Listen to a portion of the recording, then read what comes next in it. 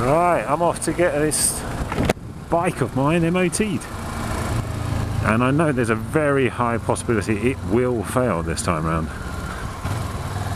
Simply being is, the last crash I had, which was a couple of years ago. No, actually it was a couple of years ago. The headlight needed replacing, so they replaced the headlights. And on this bike, they're a dual headlight unit. So when you replace one, you have to replace both, which is quite expensive. So if I went to a dealership to buy those headlights, it's going to cost me about £250. Now, if I search around, I can get them for about £2, so I can save myself about 50 quid. But the problem is, the headlights shouldn't have failed. When the people changed the headlights, because they failed, what they didn't do was put them on very well. And they actually broke the mounting stalk that directs the beam in front of the bulb.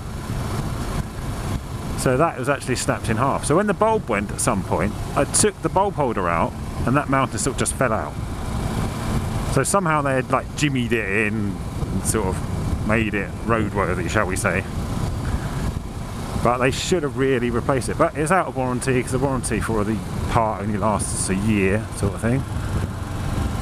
And so what I've done is the same sort of thing. I've glued it all together, but I haven't actually tested it. I'm pretty sure the beam is not correct. So obviously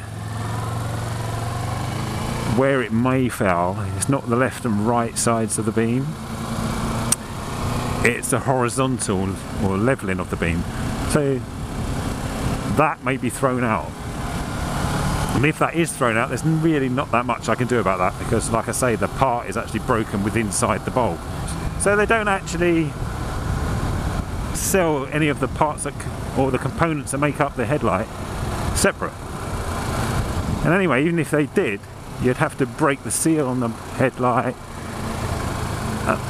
Although that's not impossible, it is kind of messy, and you can get condensation inside the headlight if you don't properly seal it again afterwards, and all this sort of stuff. I have a feeling I've got a plain closed police car on my tail at the moment, so I'm doing very, very safe riding. I always got to suspect that when you're doing the speed limit, they're right on their arse, and they're usually in a black Vauxhall, and two people sitting in the car rather than just one.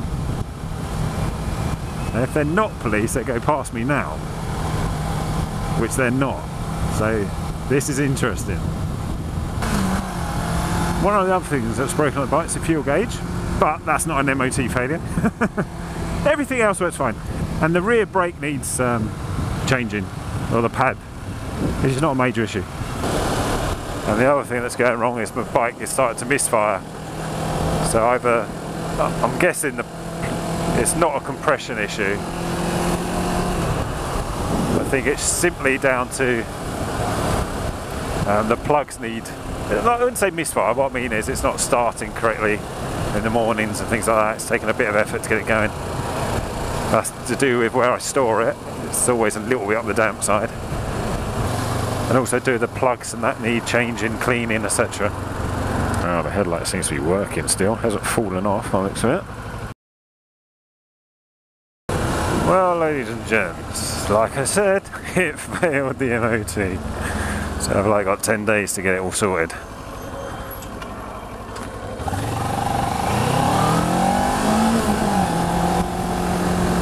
So the headlight itself is £208 because it's one unit. It's a dual headlight. So high beam and dip beam. And because it's one unit, it costs a friggin' fortune. Now, other things that were brought up were a brake pad being low on the rear, which is that's minor, you know. You just buy some pads and bolt that on. That's nothing. Rear shock absorber they worried about because there's excessive oil there. But when I told them I cover the bike in ACF 50 because I ride it through the winter, they're like, ah, that's what that would be. It kind of worries me that the MOT tester kind of said, oh yeah, your rear shock looks dodgy. It's like, no, it's not. They are sealed units, those shocks, and I've never seen one fail.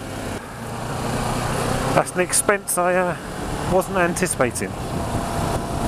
Well, I was anticipating, I'm lying there, aren't I? It's an expense I really can't afford. Now, the reason why I've not been doing many vlogs recently, you're probably thinking, what's happened to the London motorbike encounters? Where are they gone? There should be 2 more up by now. Well, I have got footage, but the reason why you're not seeing them is I do not have time. Now, can you see the sign on that car in front of me? Right on the right hand. See what it says? Baby on board. Yes, my wife popped a new one out the other day. So I'm stuck. Well, not stuck, that's the wrong word. That's very much the wrong word. But I'm at home for the next couple of weeks, helping the new baby settle in, helping the wife out, etc. Now you've got to remember, Mr. J's going to be 2 in a few days, and so he'll be like running around like a nutter on birthday cake high. But the videos are going to be delayed now for a while, and even when I am fully back to working on the bike again, they may still be delayed because I'll be so friggin' knackered. Because at the moment you get about, you know, anybody who's got a young baby and a little one at the same time will tell you, if you get like an hour of uninterrupted sleep a night, that's good. I don't know. I just so want to go for a long ride and just chillax. Here's a cow. Whee! And I'm actually building him at the moment, as his birthday treat, a little sort of playhouse in the garden. So me and his granddad were putting it together last night, and we got as far as putting the roof on, the door on and stuff like that. So today I'm going to finish like waterproofing it, putting the plastic glazing in the windows and things like that. And it's a nice little like wooden log cabin effect sort of thing. But the sad thing was, this is so bad to say, the sad thing is, if I didn't buy that for him, I wouldn't be hurting so much now for this bill that's coming. It's just like, I know you all hate vlogs where people moan about money, but it is just, you know, it's not the end of the day, I can afford it, I have a decent job. But it's just like, keeping your head above water at times, eh? Anyway, I will see you all in the next vlogs. Thanks for watching. Remember, buy a keyring if you want to help support me. All monies will go towards fixing the bike. Alright, all the best, ta-ra.